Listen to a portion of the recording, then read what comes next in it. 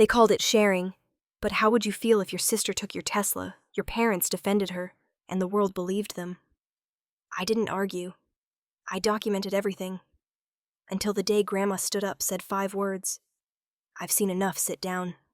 And changed the entire family's fate with one signature. That's how silence became my loudest revenge. If you haven't subscribed to the channel yet, don't forget to hit subscribe, smash like button, and tell us in the comments where you're tuning in from. It was one of those Portland afternoons that looked like a postcard. Amber sunlight falling through the trees, the air crisp with that faint metallic scent of early autumn. I stepped out of the taxi, holding a rectangular box against my chest. The prototype I'd been building for weeks at my company EcoMotion Designs. My arms were sore, my head heavy from hours in the workshop. But as soon as the taxi pulled away, I straightened my jacket and forced a breath. I hadn't visited Grandma Elena's house in almost 2 months. The front porch looked exactly the same. Potted geraniums, a rocking chair that never seemed to age, and that brass door knocker she loved because it made her home feel sturdy. I pressed the bell once. From inside came the faint hum of a piano recording and the smell of roasted chicken. Sundays always smelled like that here. When the door opened, Grandma stood there in her soft blue cardigan, hair tied back, glasses hanging from a chain. Her face brightened, but then her eyes darted over my shoulder to the curb. "Sweetheart," she said, tilting her head, "why did you come by taxi?" "Where's the Tesla I gave you for your 28th birthday?" For a second, my breath caught. I gripped the box tighter, pretending to adjust it. Before I could string words together, a laugh cut through the doorway like a polished blade. "She's just being modest."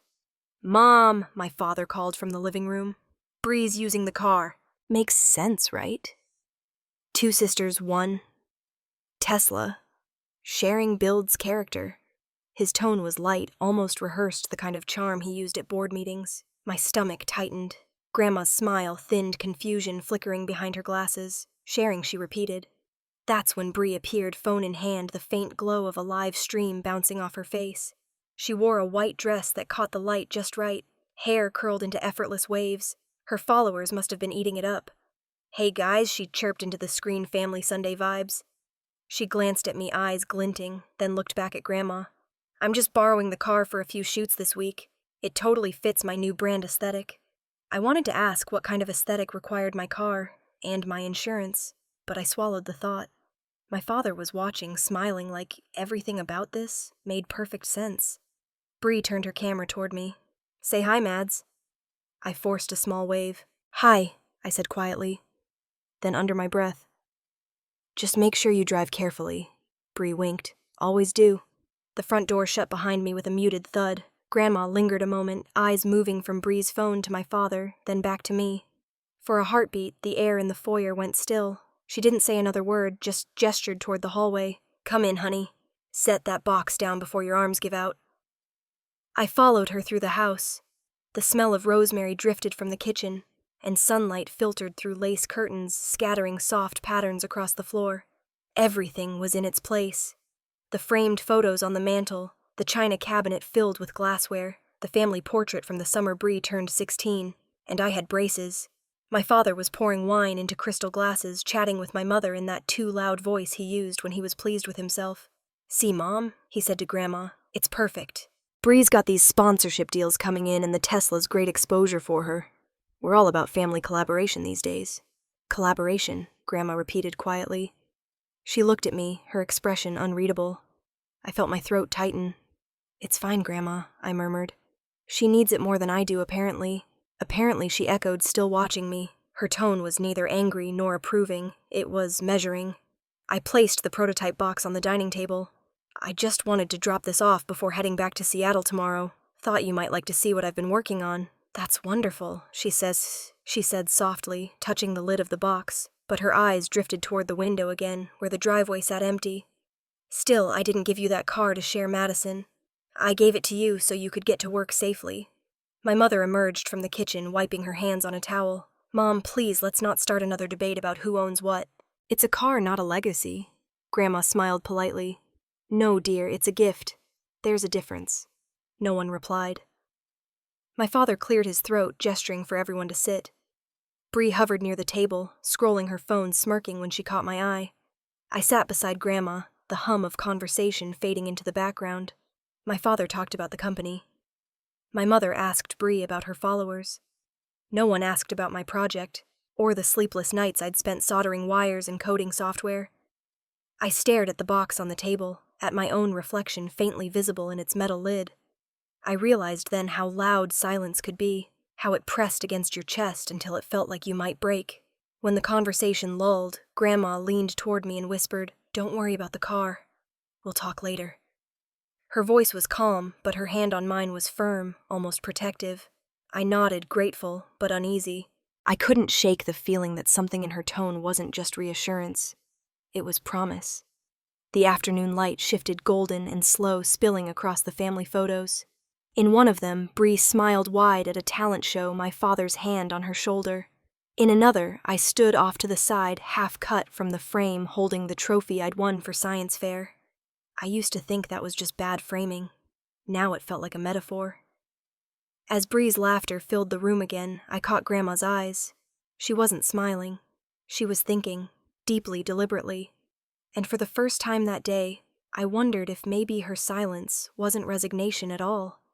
Maybe it was the sound of someone planning their next move. Outside, the sun began to dip behind the rooftops. Grandma finally stood, adjusting her cardigan. "Dinner will be ready soon," she said quietly. "Let's all sit down. I think we have plenty to discuss." The faintest chill ran through me. Whatever was coming, it had already begun. Sunday lunches at my grandmother's house always looked like something from a lifestyle magazine. Linen napkins folded neatly, crystal glasses catching the light. Roast chicken glistening in the center of the table. My father Richard sat at the head, as if it were his rightful place, swirling his wine before speaking. So he began, voice filled with pride. "Our Bree just signed a $200,000 partnership with a sustainable fashion brand. Can you believe that? 200,000 at 27? My mother, Margaret, practically glowed. She's a natural at this media thing. Who would have guessed? All those years of confidence training paid off. Bree tilted her head, smiling modestly, though the sparkle in her eyes betrayed how much she loved the attention. "I couldn't have done it without you guys," she said sweetly. "You've always believed in me." They laughed together, a familiar chorus of mutual admiration. I sat quietly, slicing a piece of chicken I didn't feel like eating. The hum of their voices blurred into background noise. Grandma Elena sat opposite me, spooning mashed potatoes onto her plate. Her eyes drifted toward me now and then, subtle, observant. She didn't interrupt, but I could feel she noticed the quiet. I once believed fairness was earned by effort, that if you worked hard enough, people would eventually see you. But the older I got, the more I learned that in some families, effort just made you invisible. I remembered being 16, standing in our kitchen with a letter from the state science board, full scholarship, 4 years. My father had nodded once, impressed, before going back to his newspaper. "That's great, honey. We always knew you'd figure things out. No celebration, no dinner out, no family photo." The following year, when Bree landed a small role in a local commercial, they threw a party. There were balloons, music, even a banner that said "Our Star." I helped hang it. Back at the table, Bree was scrolling her phone, showing my mother pictures of the brand's photo shoot. "They said they want me in their next eco-campaign." The Tesla looked amazing in the background. My fork froze midair. Grandma's gaze shifted briefly from her plate to Bree's phone, then to my father. He smiled proudly. "See, that car was the best decision. It's become part of her image." I wanted to remind him the car wasn't his decision to make, but I pressed my lips together. Grandma's hand tightened around her napkin. Bree turned toward me suddenly. "Hey, Mads, when are you going to design something for me? Maybe an electric scooter with my logo?" My mother chuckled. "That's actually not a bad idea. Madison, you could get great exposure working with your sister's followers. Collaboration helps family." I forced a smile. "I'll think about it." Inside my chest tightened like a clenched fist. Grandma finally spoke. "Exposure doesn't pay the bills, dear," she said softly, her voice calm but sharp. "Collaboration works best when respect goes both ways." The table fell quiet for half a second before my father broke the silence with a light laugh. "Mom, don't worry. Everyone's doing just fine." But I could feel Grandma's eyes on me, the faintest crease between her brows. She knew fine wasn't the word for it. Lunch continued in fragments of small talk. Stocks, Bree's new wardrobe sponsor, the latest family gossip. My mind wandered to the projects waiting for me back in Seattle, the untested battery prototype, the meeting with an investor I could barely afford to lose. None of them would ask how my work was going. They never did. Toward the end of the meal, my mother turned to me, her tone casual, but edged. "So, Madison, are you still at that little company of yours?" "It's my company," I said quietly. "Eco Motion Designs." "Yes, of course," she said with a smile that didn't reach her eyes. "Well, it's good you have something to keep you busy." Bree giggled. "She's being humble, Mom. She's like a genius engineer or something." Or something, I echoed, stabbing at a roasted carrot. The clock in the hallway ticked steadily, filling the silence. Grandma rose from her chair to pour herself some water. When she passed behind me, she rested her hand lightly on my shoulder, her fingers warm and deliberate. "Madison," she said, not looking at anyone else. "I'm very proud of what you've built." I looked up at her, startled. For a moment, the noise of cutlery and chatter faded. She met my eyes and gave a small nod, almost like a promise. My mother cleared her throat. "Mom, the salad's getting cold." Grandma smiled faintly and returned to her seat. I went back to my plate, but the food tasted like nothing. As we finished, the conversation drifted toward holiday plans. My father was talking about taking Bree to Los Angeles for a brand event. My mother offered to tag along. No one mentioned me. I excused myself to help in the kitchen. The moment I stood, Grandma's voice followed, soft but certain. "You've done well, sweetheart. Don't let anyone make you smaller than you are." I turned slightly, but she'd already looked away, sipping her water, as if nothing had been said. Later, when the dishes were cleared and everyone retreated to the living room, I lingered by the window.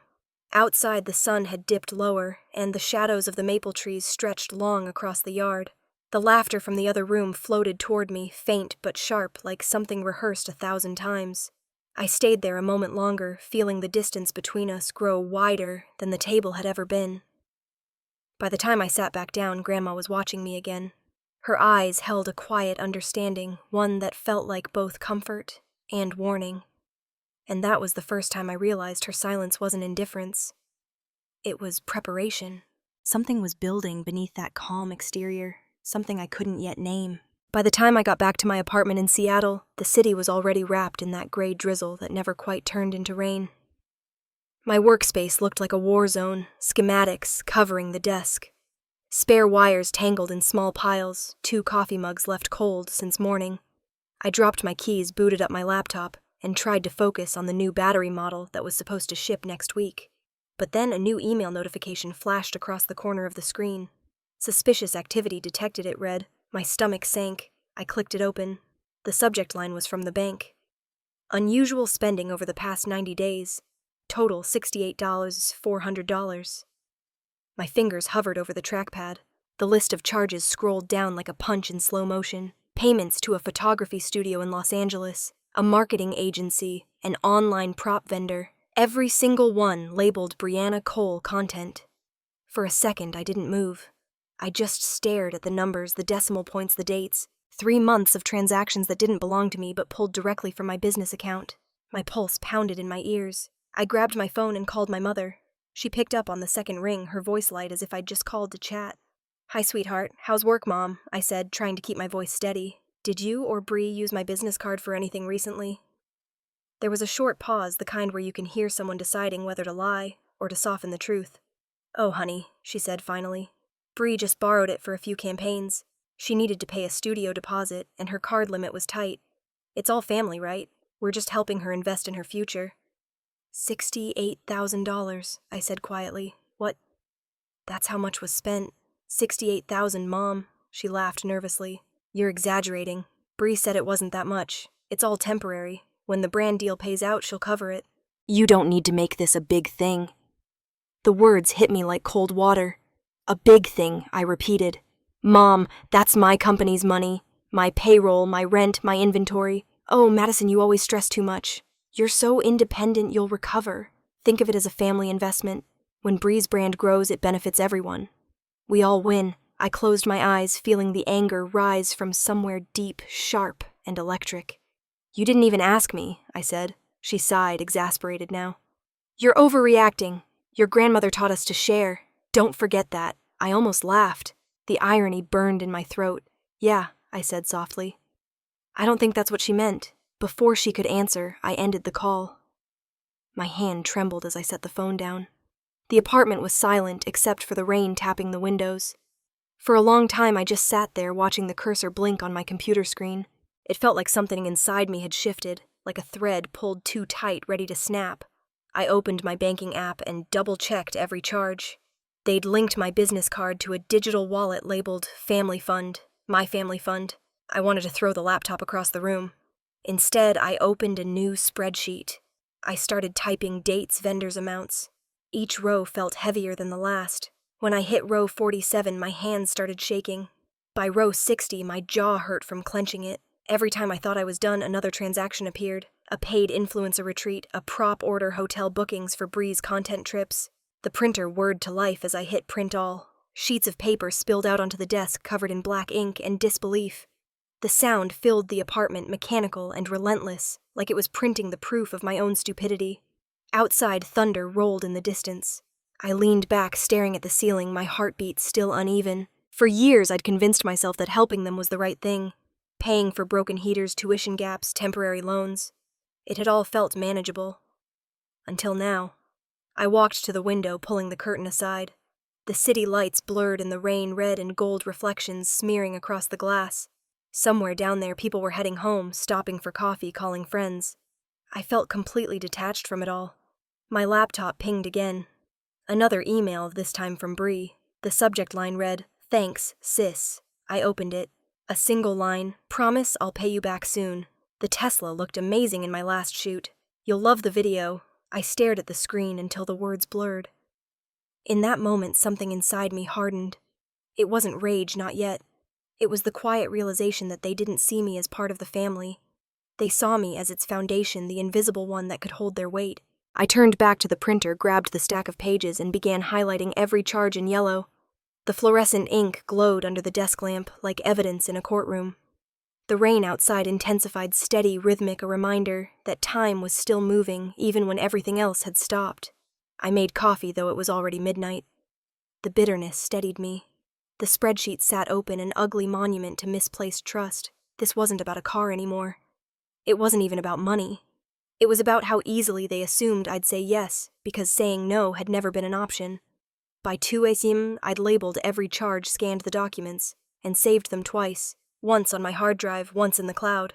My printer had run out of ink halfway through, leaving the last line half-printed Family Fund, $68 to $400. I stared at those half-formed numbers, and felt the first flicker of something dangerous, resolve. When I finally shut off the lamp, the city outside was still awake, the faint hum of traffic mixing with rain. I stood at the window, arms crossed, watching droplets race each other down the glass. This wasn't just a misunderstanding or a family squabble. It was theft, plain and simple. And though I didn't know what I'd do next, I knew one thing for certain. This time I wasn't going to stay quiet. The drive south to Portland felt longer than usual. I kept the radio on low, some old jazz station that sounded like static wrapped in nostalgia. The hum of the tires against wet asphalt was the only rhythm steady enough to keep me from spiraling. The rental car still smelled faintly of someone else's cologne. Every mile I drove gave me more time to think about the spreadsheet sitting on my passenger seat, proof of what my family had done. By the time I turned into Grandma Elena's neighborhood, the rain had turned into mist. Her house looked unchanged, the same soft yellow siding, the same wind chimes that tinkled even when there was no breeze. I parked under the maple tree and sat for a moment, hands gripping the wheel. My chest ached with a strange mix of guilt and anger. Then I forced myself out of the car and up the steps. When Grandma opened the door, the first thing that hit me was the smell. Mint tea and lemon cookies like every visit when I was little. She smiled softly, pulled me into a hug, and for a moment I wanted to pretend everything was normal. "You look tired," she said, brushing my hair from my face. "Come in, sweetheart." Her living room was just as I remembered, warm, light stacks of old photo albums, and that oak table where she handled every important family conversation. I set my folder of documents on it, and she poured tea for both of us. "Now," she said, settling into her armchair, "tell me what's wrong." I tried to start calmly, but the words tumbled out faster than I meant. They used my business card. Grandma, not just once, dozens of times, nearly $70,000 in 3 months. They said it's an investment for Bree's brand. They didn't even ask. Her eyes didn't widen. They just narrowed slightly like she'd expected this. She stirred her tea once slowly. "I know," she said. The word hit me harder than I thought it would. "You know I suspected," she said quietly. "You forget I've seen this pattern before." "What do you mean?" She set her cup down and leaned back. "When your father was your age, he worked for my company, Coal Logistics. 1 year he moved money into a side investment, some real estate project his friend convinced him was a sure thing. He lost nearly $500,000. I covered it up to protect the family name." I stared at her. "You forgave him?" She smiled sadly. "No." I waited. People like your father don't learn through confrontation. They learn through consequences, and sometimes you have to let the rope go slack before they realize they've hung themselves with it. For a long time we sat in silence, the rain tapping the windows. My heartbeat slowed, the tension shifting into something else. Unease, maybe fear. I don't know what to do. I admitted. If I confront them, they'll twist it. They always do. "That's why you won't," she said. "We'll handle this properly." She reached for her phone, dialed a number from memory, and spoke in that calm, commanding tone she used when she meant business. "Aaron, it's Elena. I need you at my house this afternoon. It's about the family trust." When she hung up, I asked Aaron Davis, the lawyer from the company. "The same. He still manages my accounts," she said, her expression unreadable. "He knows how to handle people like your father without shouting." An hour later, a dark sedan pulled into the driveway. Aaron Davis stepped inside, still tall and composed at 60, briefcase in hand. He shook my hand firmly. "Madison. He said your grandmother told me what's going on. Why don't you show me what you brought?" I spread the papers across the table. He adjusted his glasses, scanning the numbers with practiced precision. "Well," he said after a few minutes, "this is clean documentation. You've done the hard part, gathered evidence. The next step is preservation. Don't delete anything, don't modify any records, and don't confront them directly. We'll need their words to speak for themselves." I nodded, writing everything down as he spoke. He looked up at me. "You're not alone in this, Madison, but you need to let your grandmother take the lead. Family matters like this are delicate." After he left, Grandma stayed seated, her fingers tracing the rim of her teacup. "We'll have lunch next Sunday," she said finally. "All of them. I'll invite them under my name. They won't suspect a thing." My throat went dry. "You want me there?" "Yes," she said. "You'll sit beside me. You won't raise your voice. You won't argue. Let me ask the first question." "What question?" Her eyes met mine, sharp and steady. "The same one I asked you when you arrived last week. About the Tesla." I felt a chill crawl down my spine. She smiled faintly, though her tone stayed firm. "Don't worry, sweetheart. I'm not angry with you. But it's time your father remembered who taught him the meaning of ownership." I nodded, unsure what to say. Outside, the rain had stopped, but the air still smelled heavy, like something waiting to break. When I stood to leave, she hugged me again, longer this time. Her voice brushed against my ear, low and sure. "You've spent your whole life fixing other people's messes. It ends now." Driving back toward the highway, the streetlights blinked on one by one. My phone buzzed with a new message. Bree sending a photo of herself posing beside my Tesla with a caption, "Family love, family goals." I didn't reply. I just drove faster, the road stretching ahead like a line I was finally ready to cross. Sunday sunlight spilled across Grandma's dining room like honey. Warm, slow, deceptive. The table was already set when I arrived. Linen cloth pressed flat, silverware gleaming. Rosemary tucked neatly into the folded napkins.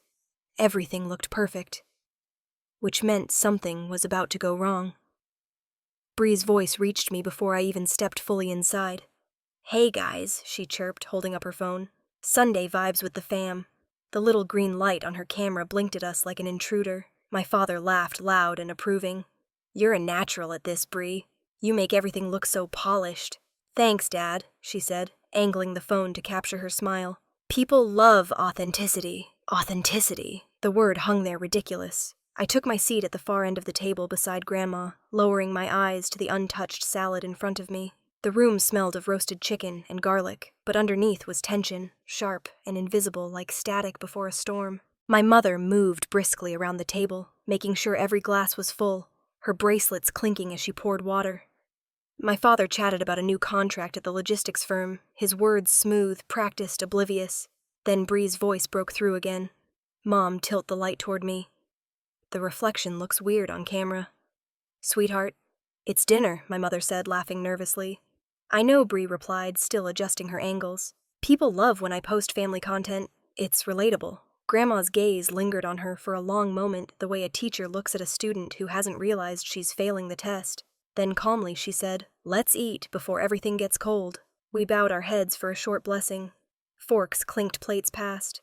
For a few minutes, the conversation was polite routine. Weather work, Bree's sponsorship deals. But beneath it, there was a hum of anticipation, like everyone sensed something unspoken was sitting at the table too. Halfway through the meal, Grandma's voice cut cleanly through the chatter. "Madison," she said almost casually, "you still have that Tesla I gave you, don't you?" Every sound in the room stopped. My fork hovered midair. I opened my mouth, but before I could answer, my father jumped in. "Oh, Mom," he said, waving his hand. "It's basically family property now. Bree's using it for her shoots. It just makes sense. Both girls can share it. Keeps things fair." Fair. The word made something tighten in my chest.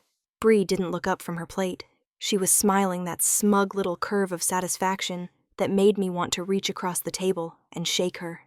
"Don't worry, Grandma," she said lightly. "I'll take good care of it.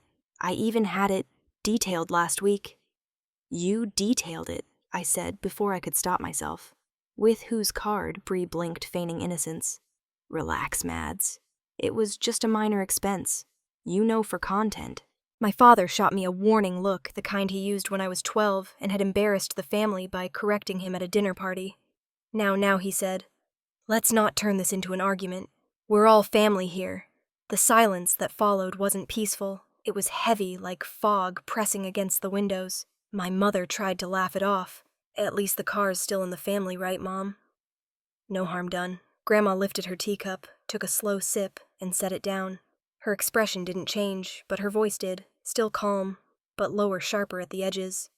"This family does seem to enjoy sharing, doesn't it?" No one answered. She looked around the table, her eyes moving from my father to my mother to Bree, then back to me. "Good," she said finally, "because I have something to share too." The air shifted. My mother frowned. "What do you mean, Mom?" Grandma didn't reply right away. She stood up, adjusting her cardigan with slow precision, and pushed back her chair. The legs scraped against the floor. A small, sharp sound that made everyone flinch. Her footsteps echoed softly as she crossed the room. Each one landed with purpose. Bree looked up from her phone for the first time. Grandma paused in the doorway, her hand resting on the frame. "I'll be right back," she said simply. "Stay seated." The moment she disappeared down the hallway, the room erupted in whispers. "What's going on?" my mother muttered, glancing toward my father. "Probably another one of her moral lectures," he said, forcing a chuckle. "You know how she gets when she thinks someone's misbehaved." But his tone was off. He didn't sound confident. He sounded defensive. I sat perfectly still, staring at the empty doorway. My heart was beating too fast. I didn't know what Grandma had planned, but I could feel the current in the room shift, the way animals go quiet right before lightning strikes. Bree turned to me. "Did you say something to her?" I didn't look at her. "No. You sure?" "Yes." She crossed her arms, leaning back in her chair, muttering something under her breath. My mother started stacking plates nervously, even though half the food was untouched. My father checked his watch twice in 1 minute. Then we heard it. The sound of a drawer sliding open somewhere in the house, papers rustling. The clink of metal, a cabinet key turning. My father froze. My mother whispered his name, but he didn't move. When Grandma's footsteps returned, they were unhurried, but deliberate. Each step louder than the last. She reappeared in the doorway, holding a thick folder in her hands. The sight of it made my stomach twist. Without saying a word, she walked to the table, set the folder down beside her plate, and smoothed the cover flat with her palm. "Since we're all together," she said, looking at each of us, "let's talk about what belongs to this family, and what doesn't." No one breathed. My father's smile faltered. Bree put her phone down completely. My mother's hands, still clutching a napkin, trembled slightly. Grandma took her seat again, folding her hands on the folder. "Eat while you can," she said calmly. "Once I open this, none of us will have much of an appetite left." The clock ticked loudly from the hallway. Outside wind brushed against the windows. No one moved. No one spoke. And in that moment I knew, whatever was inside that folder was about to change everything. Grandma didn't rush when she came back into the dining room. She moved with the kind of calm that made everyone else uneasy. The folder in her hands looked heavy, not just with paper, but with intent. She placed it in the middle of the table beside the untouched plates and half-melted butter dish. "This," she said evenly, "is last year's financial report from Cole Logistics." Her voice didn't rise, but it cut through the silence like glass. "There are irregularities. Money moved without authorization. Richard, would you like to explain why my father's jaw worked before any words came out? Mom, that's gotta be a mix-up. Accounting, probably." "Don't," she interrupted softly. Not angry. Just final. "The numbers don't lie, Richard. People do." He shifted in his seat, his hand tightening around his glass. My mother glanced between them, her face pale. "Mom, if this is about the company, can't we talk about it later? This is supposed to be a family meal." Grandma's eyes flicked toward her steady and cold. "It is about family, which is why we're talking about it now." She opened the folder and slid a few papers across the table. My father stared at them without touching.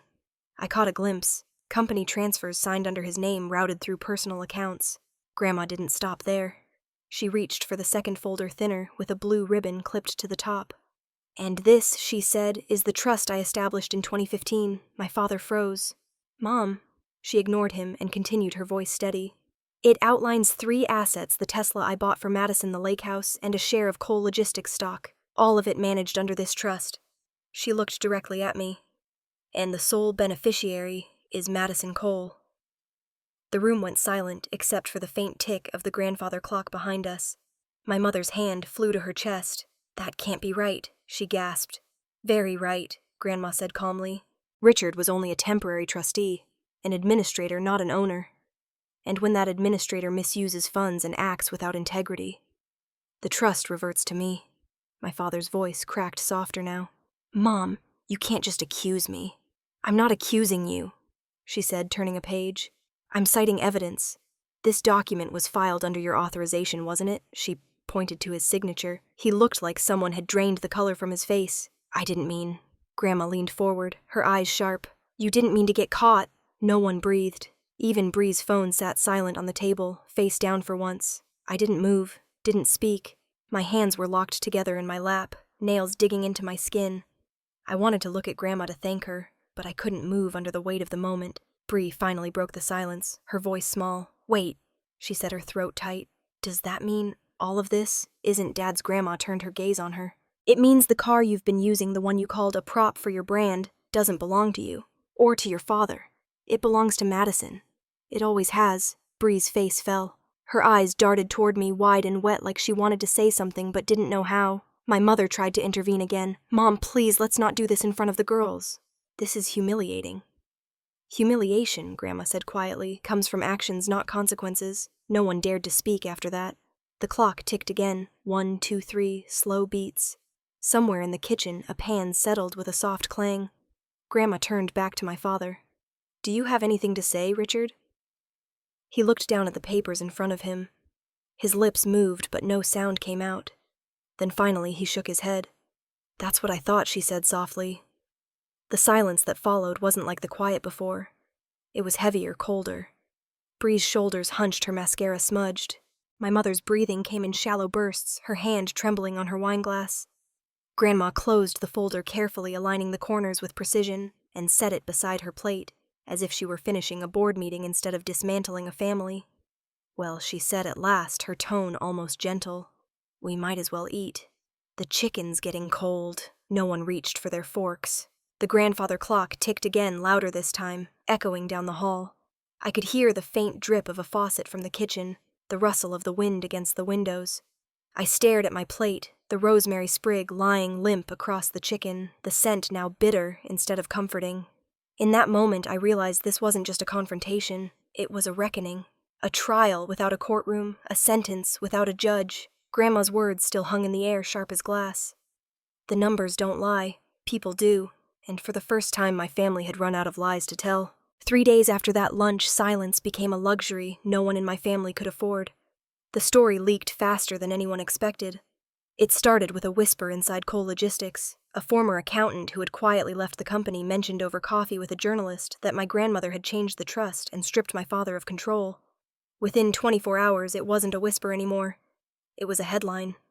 By Monday morning, every local business forum was buzzing with speculation. Someone on Reddit found old public filings confirming the trust existed. Then the gossip threads took over, mixing fact with fiction until it all blurred into something too loud to ignore. And then came the real blow. An old video of Bree. It was one of her brand reels from months ago, filmed in front of my Tesla, captioned, "Grateful for my parents' gift, dream car, dream life." It had been just another piece of content back then, all filters and fake sunlight. But now people were watching it under a different light. The comments flooded in fast. Wait, wasn't that her sister's car? This is literally theft with lipstick. #justice for Madison. The hashtag started small, one person posting, then 10, then hundreds. Within 2 days, it was trending across local feeds. Every repost came with its own flavor of outrage. Spoiled influencer steals from hardworking sister, rich family covers fraud, karma incoming. Bree's phone never stopped buzzing. She turned off notifications, then turned them back on, then off again. I knew because I could see the reflection of her panic on every platform that once worshipped her. By the end of the second day, she'd locked her accounts. I didn't post anything. I didn't respond to any messages. I just read in silence, the words on my screen, both surreal and inevitable. It wasn't satisfaction I felt.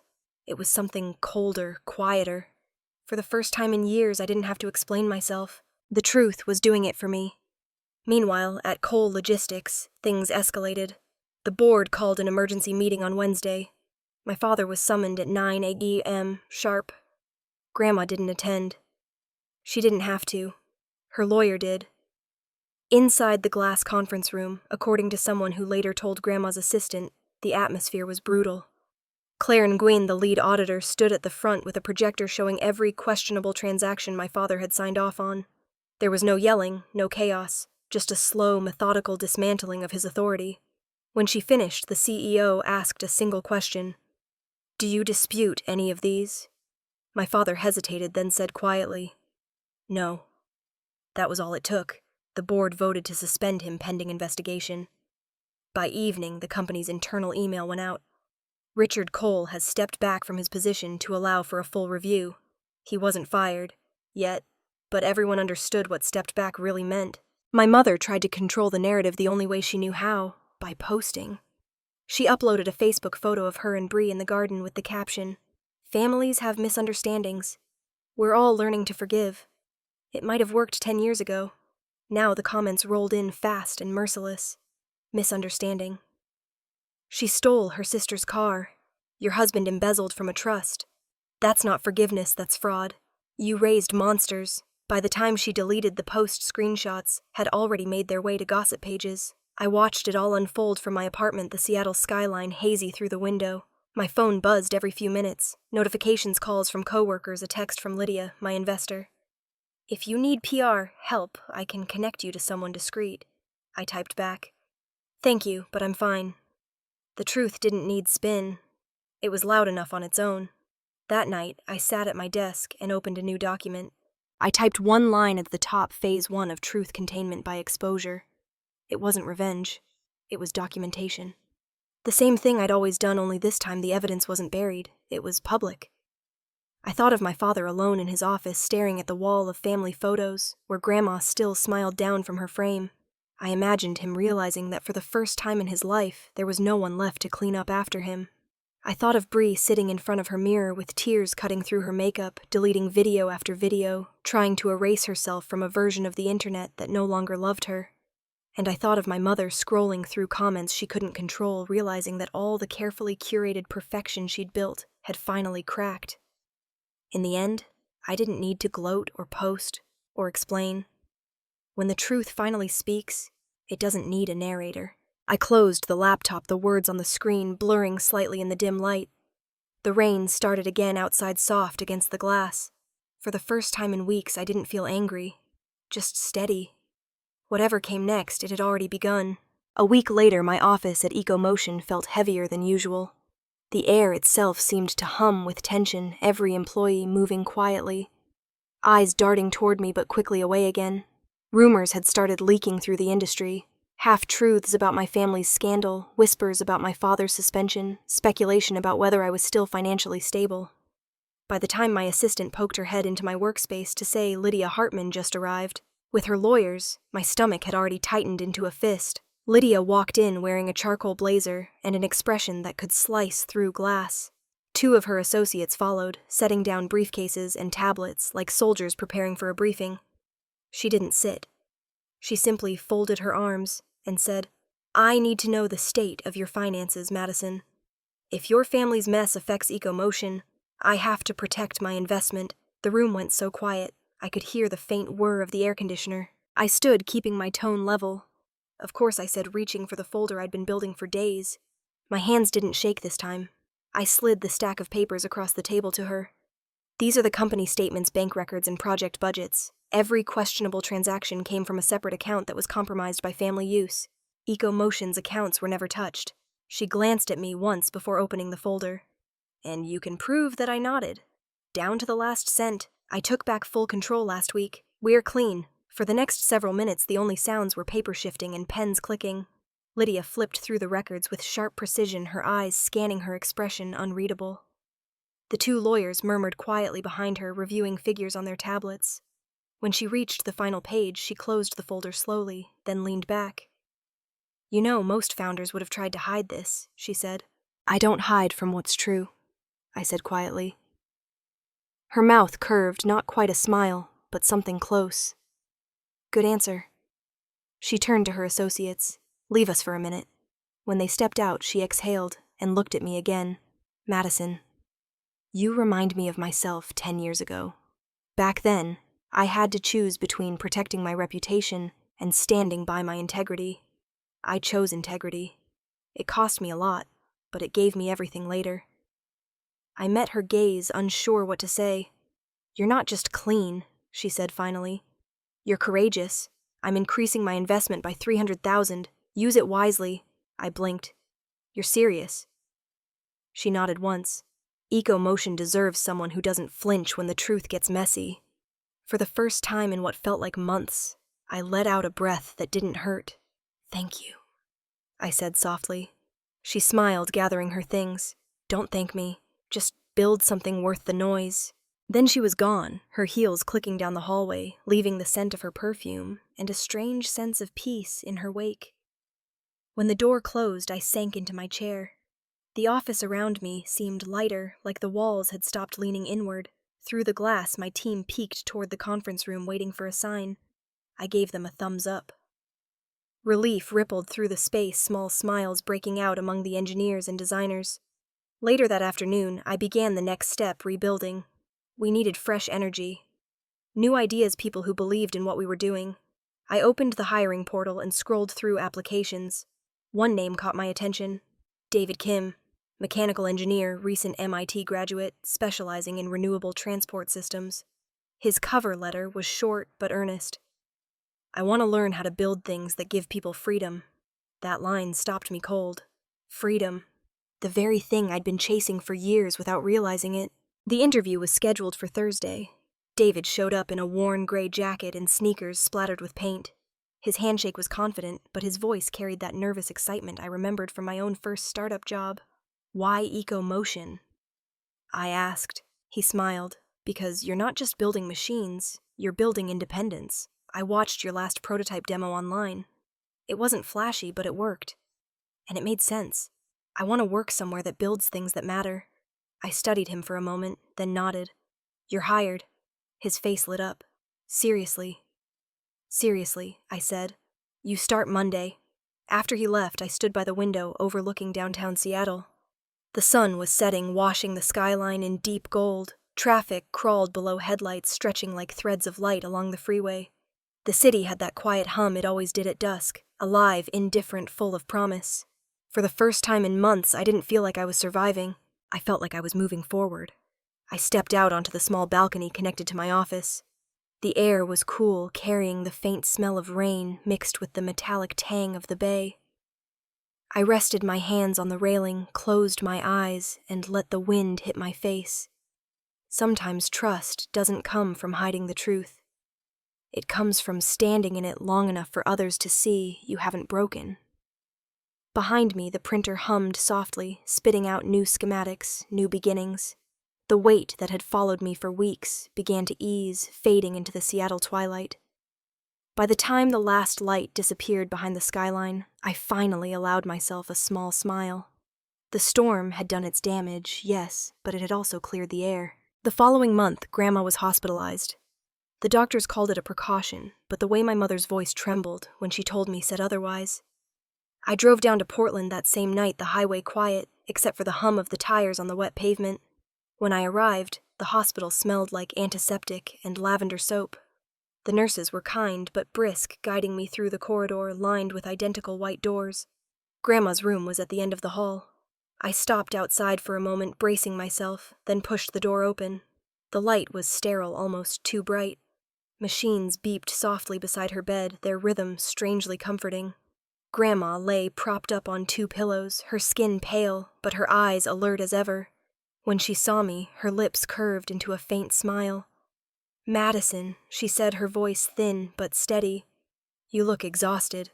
I set my bag down and tried to smile. "So do you." She laughed, a soft, crackling sound. "Fair enough." I pulled up a chair and sat next to her, my laptop bag resting on the floor. For a while, neither of us spoke. I watched the monitor lights blink, listened to the quiet hiss of the oxygen machine. The world outside felt distant, irrelevant. Finally, she reached for my hand. Her fingers were cold, but her grip was firm. "You know," she said, "I've lived long enough to see the same mistakes repeat themselves." But this time, I didn't stay silent. Her words hit me harder than I expected. I blinked quickly, forcing the sting in my eyes to fade. "I'm proud of you," I whispered. She gave a small nod. "Don't be. Just learn from it. That's what I want for you." For a few seconds, the room was quiet again. I stared down at our hands, hers fragile, mine trembling. "Grandma," I said softly. "I'm scared." She tilted her head. "Of what?" "That everyone hates me now, that I broke the family." Her smile deepened, faint but knowing. "You weren't born to be liked, Madison. You were born to live right." I let out a shaky laugh. "You make it sound so simple." "It is simple," she said. "Not easy, but simple." I nodded, trying to memorize the sound of her voice, the cadence of every word. Over the next few days, I set up my laptop on the small table near her bed and worked from there. I answered emails between nurse visits, scheduled prototype tests, and wrote updates for my investors. Grandma watched quietly, occasionally sipping her tea. "You look like me at your age," she said once. "Always typing, always fixing something." On the 4th afternoon, the door opened, and I looked up to see my father standing in the hallway. He didn't step in, just stood there, one hand gripping the doorframe. He looked older than I remembered. His hair, once dark and neat, had gone gray around the edges. He didn't speak. Neither did I. After a long pause, he took a small bouquet from under his arm, lilies, Grandma's favorite, and placed it gently on the chair by the door. Then he looked at her through the glass, his face caught between guilt and pride. She lifted her hand slightly, a quiet acknowledgement. He gave a small nod and turned away. I watched his reflection disappear down the hall until he was gone. Grandma didn't say a word, and neither did I. Sometimes, silence is the only apology a person has left to give. That night, after she'd fallen asleep, I stepped out onto the small hospital balcony. The sky was a deep gray, the kind that made the city lights below look softer blurred. The air was cool against my skin. I leaned on the railing, closing my eyes for a moment. My phone buzzed in my pocket. I glanced at the screen. "Bree." I hesitated, then opened the message. I'm sorry, she'd written. "I didn't think things would fall apart like this. I'm trying to figure out how to stand on my own." I stared at the words for a long time. For once, there was no arrogance in her tone, no polished phrasing for an audience. Just honesty. I didn't reply. I saved the message, then locked my phone and slipped it back into my pocket. The wind picked up, brushing my hair against my face. I looked up at the faint outline of the moon, half hidden behind the clouds. The city stretched below me, quiet, alive, forgiving. For the first time in months, the weight in my chest began to lift. It wasn't gone, but it was lighter, as if the storm had finally moved far enough away that I could breathe again. 2 months later, I found myself standing outside the Multnomah County Courthouse in downtown Portland, watching my breath fog in the cold morning air. The courthouse steps were lined with reporters, microphones ready, camera lenses glinting under the pale Oregon sun. They weren't shouting questions yet, just waiting like a pack of dogs who could already smell the story. Inside, the building smelled faintly of polished wood and rain-soaked coats. The walls were lined with portraits of old judges' men with stern faces who looked as if they'd seen every kind of family fall apart under their gaze. I walked beside Grandma, her arm looped through mine. She moved slowly but firmly, her presence steady as ever. When we reached the courtroom, everything was already set. The Cole family trust hearing, one of those quiet civil matters that normally never made headlines, was now the most watched case in the city. The gallery buzzed softly with reporters and curious onlookers waiting to see what decades of silence had finally built toward. Judge Ellis presided, a man in his 60s with silver hair and a calm, gravelly voice that carried authority without effort. He looked down at the case file, adjusted his glasses, and said, "We're here to address the restructuring of the Cole Family Trust and to determine rightful trusteeship, Mrs. Elena. Cole, please confirm your role." Grandma stood. Her cardigan sleeves brushed lightly against the table as she placed her hand on the folder in front of her. "Your Honor," she began, her voice clear but quiet. "I am the creator of the trust. I made it to ensure stability in my family's assets and to protect the future of its beneficiaries." "And you've requested a change in trustee?" Judge Ellis asked. "Yes," she said. "To my granddaughter, Madison Cole. I am doing this not to punish my son, but to protect what's rightfully hers." There was a murmur in the gallery. The judge raised a hand, and the noise died down. Richard sat across the aisle, shoulders slightly hunched, his lawyer whispering something into his ear. He didn't look at me. I didn't look at him either. My mother sat a few seats away from him, her hands folded tightly in her lap, her jaw set. Bree wasn't in the courtroom yet. Her lawyer had said she'd join later for the vehicle restitution paperwork. Judge Ellis nodded slowly. "Mr. Cole, do you wish to respond?" Richard's lawyer stood, a tall man with a rehearsed voice that dripped with politeness. "Your Honor, my client acknowledges his mother's authority to amend the trust. However, we ask the court to consider the emotional context. My client believed he was acting in the best interest of the family." Grandma cut in gently but firmly. "Belief doesn't negate accountability." The judge looked up at her, one brow raised, then back at the lawyer. "Continue." But there wasn't much left to say. The evidence was already filed, records of unauthorized withdrawals, property misuse, and emails, confirming how the family had treated the trust as a communal pool instead of a legal entity. After 30 minutes, the judge leaned back in his chair, tapping the end of his pen against the file. "This is straightforward," he said. "The terms of the trust are legally binding. The transfer of trustee authority is valid. Effective immediately. Madison Cole will assume full control of the Cole Family Trust and all assets contained within." For a moment, no one moved. It felt like the air itself had stopped breathing. Then the judge continued. "All existing accounts, property deeds, and vehicle registrations must be updated within 10 business days." The sound of pens scratching filled the silence. Grandma's lawyer nodded, all ready. Drafting the order. When the judge stood to adjourn, the bailiff called court, dismissed. The echo of the gavel was softer than I expected. Outside the courtroom, cameras flashed the moment the door opened. Grandma ignored them, walking slowly, but with the poise of someone who'd been holding back a lifetime's worth of restraint. I followed behind her, my bag heavy with the new documents that legally changed everything. Halfway down the hallway, a side door opened. Bree stepped out wearing sunglasses and a plain black coat. Her lawyer handed her a clipboard. I watched as she hesitated, then signed the document, acknowledging the return of the Tesla. The pen made a soft scratching sound on the paper. When she handed the clipboard back, our eyes met for the first time in weeks. There was no defiance there anymore, just exhaustion. She didn't say anything, and neither did I. A reporter shouted, "Madison, is it true you've taken full control of your family's assets?" I didn't answer. Instead, I kept walking until we stepped outside. The air was bright and sharp, the kind that smelled faintly of sea salt carried in from the river. Grandma paused on the courthouse steps, her hand tightening on my arm. "It's done," she said softly. I nodded. She smiled faintly, that rare, quiet smile that had always meant more than words. "Now go get your car back." I walked across the courthouse parking lot, the papers clutched in one hand, and stopped when I saw it.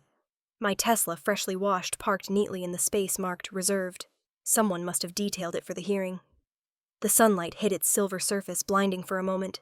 I pressed the key fob, and the doors unlocked with a soft click. I stood there, hand hovering over the handle, letting the weight of it settle.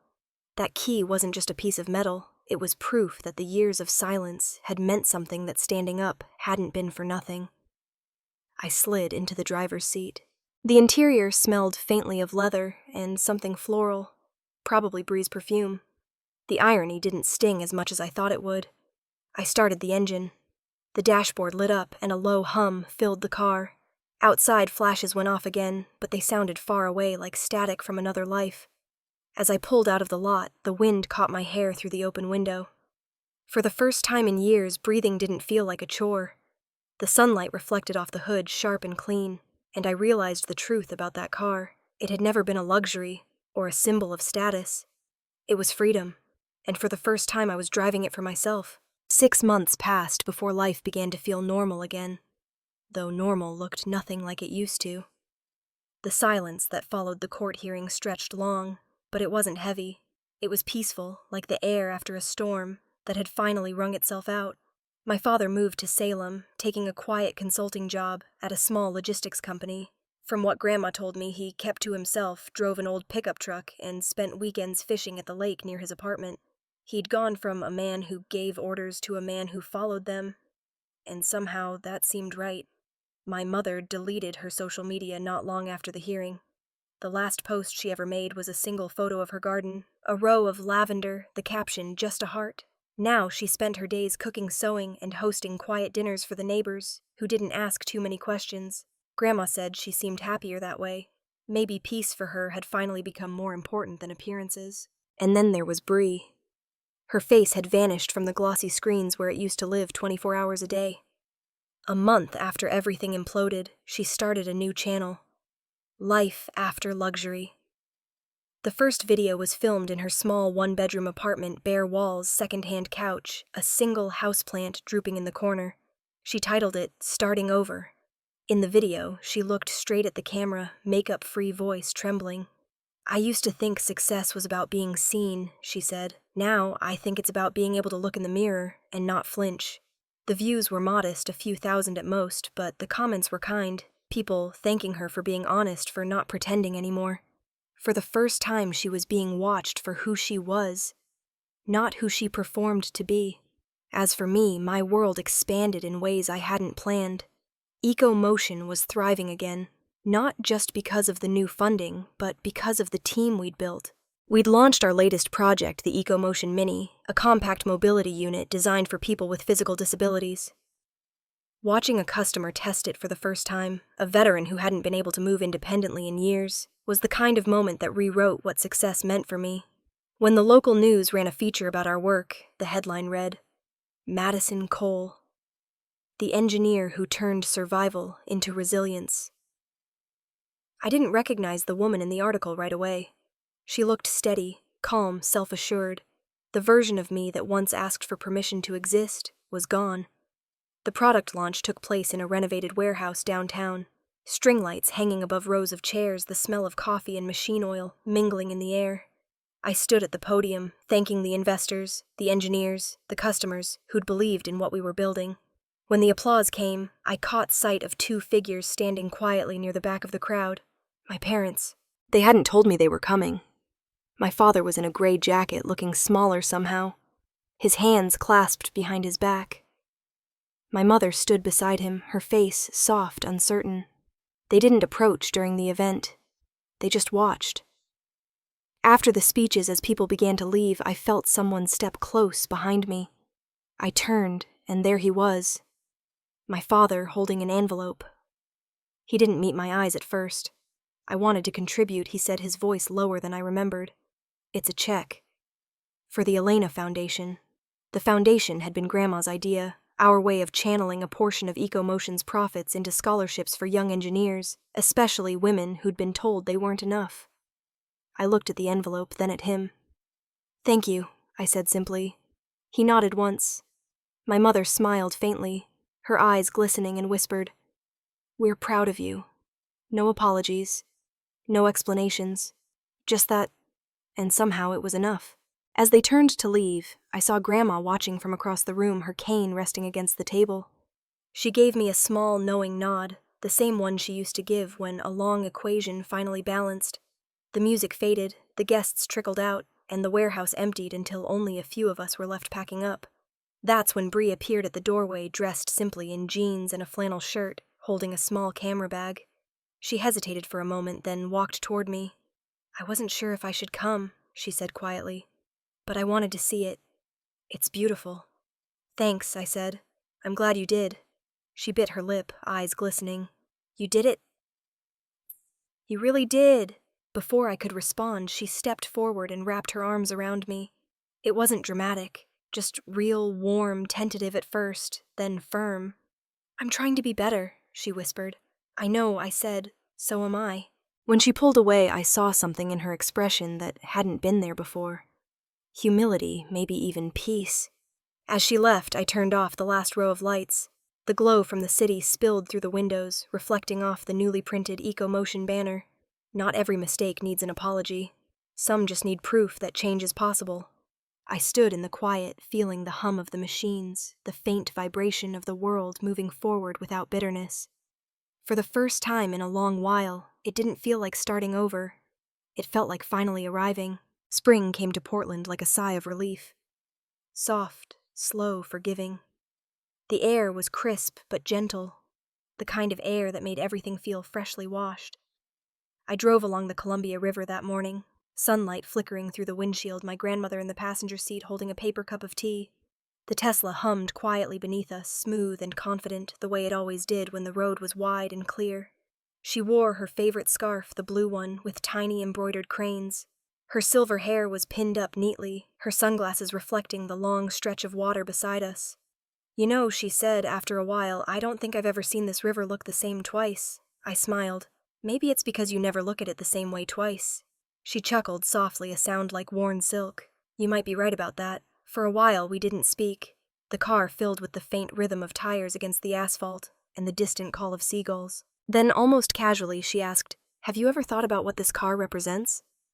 I glanced at her, then back to the road. "Freedom," I said. "The kind you believed I deserved."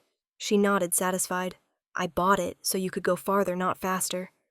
So no one could ever tell you where you belonged, or who could drive for you." Her words hung in the air like sunlight through water, simple and pure. We pulled into a lookout point overlooking the river. The wind tugged gently at her scarf as she stepped out, steadying herself with one hand on the door.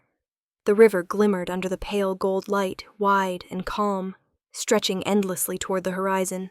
She leaned against the railing, her cup still warm in her hands. "You've gone farther than I ever imagined, Madison. And you did it without turning bitter. That's harder than people realize." I stood beside her, the wind carrying the faint scent of pine and salt. "Sometimes I still think about them," I admitted. "About everything that happened." She looked out at the water. "So do I, but the difference is we can look now without resentment. That's what healing is. You stop wanting things to be different, and you start being grateful they're done." I breathed in deeply, letting the stillness of the moment fill me. For so long, I had been defined by reaction, fixing, defending, enduring. But now there was just peace. She turned to me, smiling. "You've done well, sweetheart. Don't let anyone take the wheel again. Not in life, not in love, not in work." I laughed, light and easy. "I'll remember that." We stood there together, watching the water catch the sunlight in ripples. The world felt small and infinite all at once. On the drive back, the car's display reflected our faces. Hers, serene mine, finally free of tension. The radio played something soft and wordless. The kind of melody that doesn't demand attention, but quietly holds it. I thought about everything that had led here, the betrayal, the silence, the fight for truth. Justice hadn't come with fireworks or fanfare.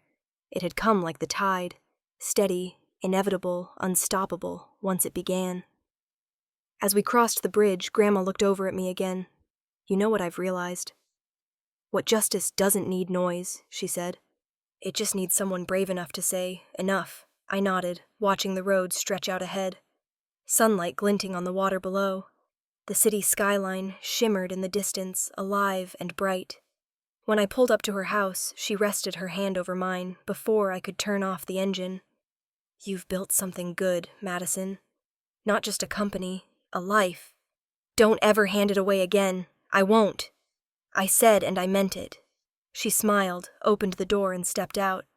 I watched her walk up the path, her figure framed by the garden she'd tended for decades.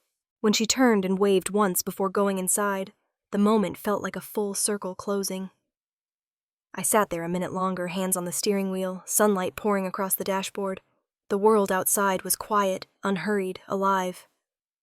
As I drove away, the Tesla glided down the street, the afternoon light painting everything gold. For the first time, I realized I wasn't driving away from anything.